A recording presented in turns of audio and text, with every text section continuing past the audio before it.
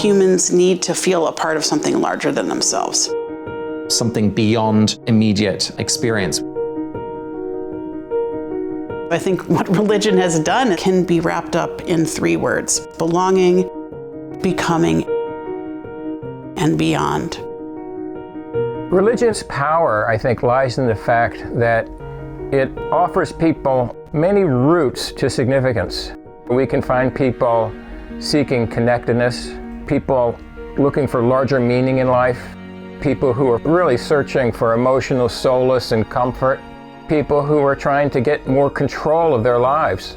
There's a growing interest from scientists to understand what is human flourishing and how do we get there. You're seeing more and more studies looking at the impacts of spiritual practices on a more flourishing life.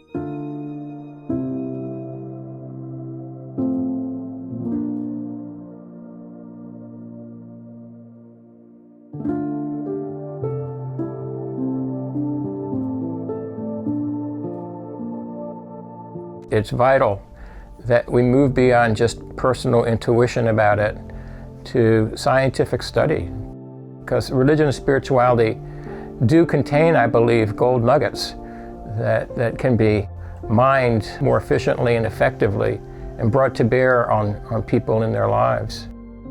Religion has done so many jobs for people, and those jobs are in flux. Over the last 20 years, we've seen a really drastic decline in the traditional indicators of religious belonging. So when, for example, Pew, a major polling institution, asks people, look at these boxes and tell me which religion are you, there's a really rapidly growing number of people, especially young people, who say none of the above. And we're seeing the decline in the number of congregations, the decline in the number of religious vocations. People are not looking to religious institutions for the kinds of wisdom and leadership that they used to, and that's been a slow burn of degradation of trust in those institutions. People increasingly are not willing to walk down the street on a Friday night or a Saturday or a Sunday morning and to engage a community in that traditional way. Especially younger generations, that's not how they receive information and community.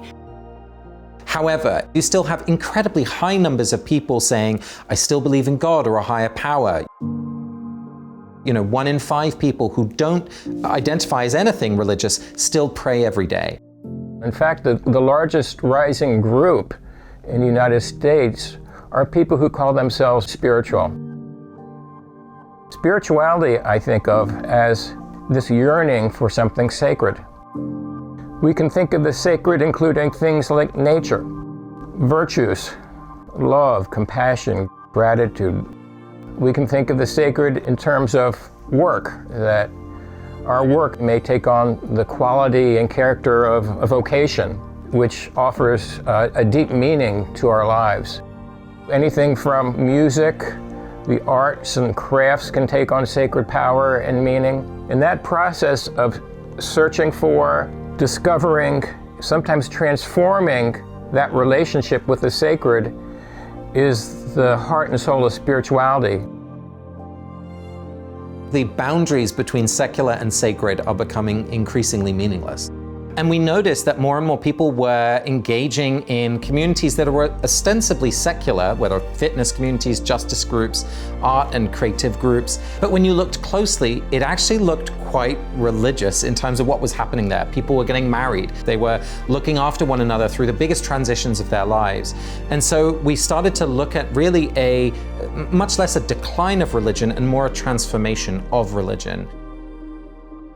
Fitness communities are a really interesting place to examine the dynamic, because on the one hand, fitness communities are about optimization. They're about a person establishing goals that they go to that place to try to meet, and a lot of them are about changing the way they look and feel.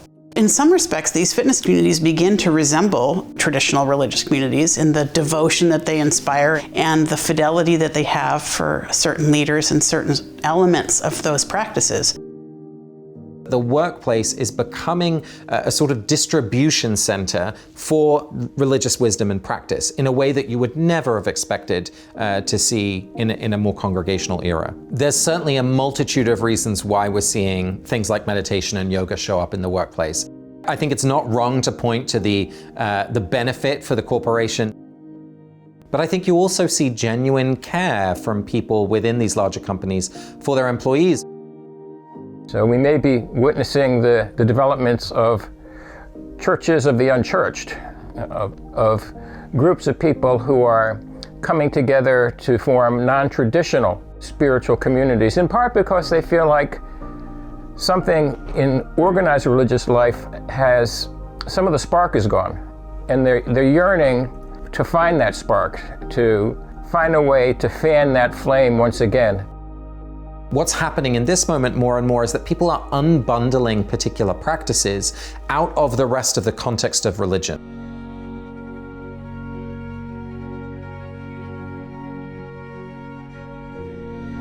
So the way that we think about spiritual exercises are really the practices that religious traditions have given us. The practices themselves make up the kind of landscape of religious life. A really obvious example that we're all familiar with at this point is meditation, which gained a kind of secular language by being used in healthcare settings. So now it's really quite normal to see, even in a reality TV show, after someone's had an argument, they're sitting there doing some meditation, because that's the way that they've learned to cope with anxiety or stress. Even if they could never tell you, what are the noble truths of Buddhism, or what is the Eightfold Path. There's many examples. Yoga would be another really good one, of course, coming out of a Hindu context. People choosing their own point of pilgrimage, for example, rather than a traditional religious site, and making a journey that is around maybe exploring their own ancestral lineage. We're seeing them kind of assemble, almost like the home screen on an iPhone, assembling their meditation place, their sources of community singing over here, and kind of choosing the practices and the people that are important to them. And what you're seeing is an orientation towards these practices as tools or practices that help individual flourishing, that help your sense of well-being. If we look to religious tradition, there's so much to say about how we structure time, that there is a time for work and a time for rest. I love the tech Sabbath. Not being Jewish myself, the way I practice the tech Shabbat or the tech Sabbath is on Friday as dusk comes, I turn off my phone, I turn off my laptop, and then I light a little candle and sing a song that I grew up singing in summer camp. And it feels like kind of crossing the bridge into this time of rest, into this different type of time. And this is a practice that absolutely came out of a religious context, but is being practiced now far beyond it.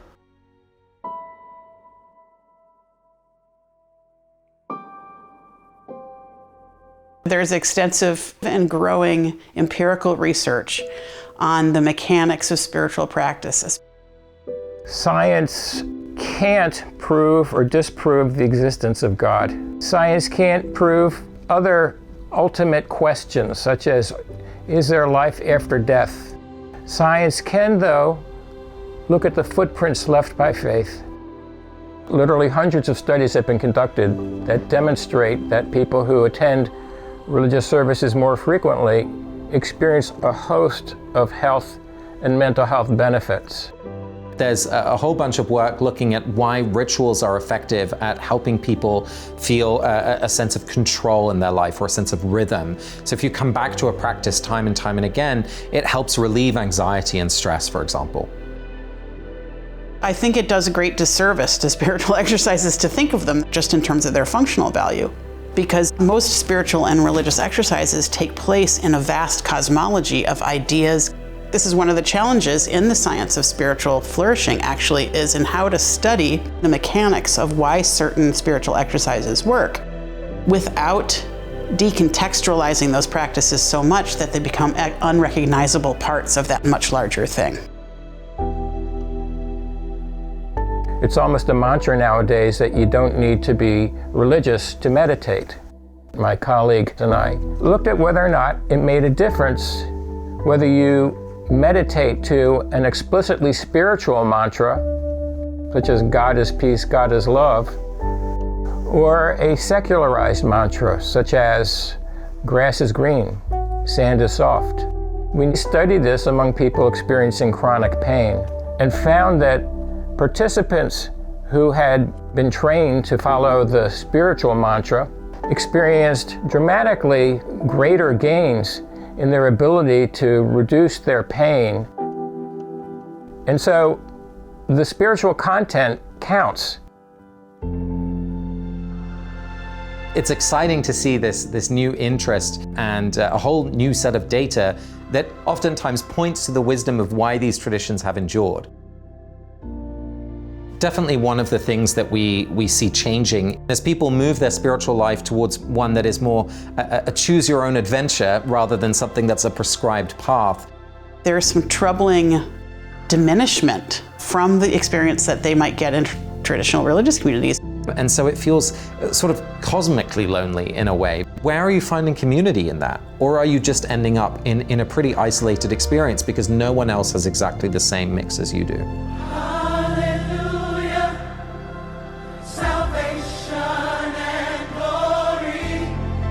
What will happen next? How will people continue to make meaning? I certainly think we're still in a real moment of change. If we're thinking about what that future kind of spiritual infrastructure is, it doesn't exist yet. Maybe little parts of it. Religion is always mutating and growing and shrinking and finding new ways to live. And I have full trust that it will continue to do so. I don't think that there's going to be any change to the fundamental human questions. Who am I? What do I do with suffering? How do I understand my place in the order of things? So in the midst of all that change, there is a kind of immutable human experience at the center that I think will not change and probably will never change.